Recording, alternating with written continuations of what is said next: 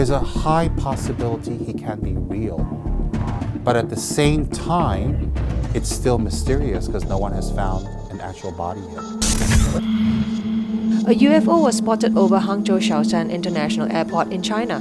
Was it a UFO piloted by an alien, a special man-made aircraft, or the reflection of planet Venus as claimed by some?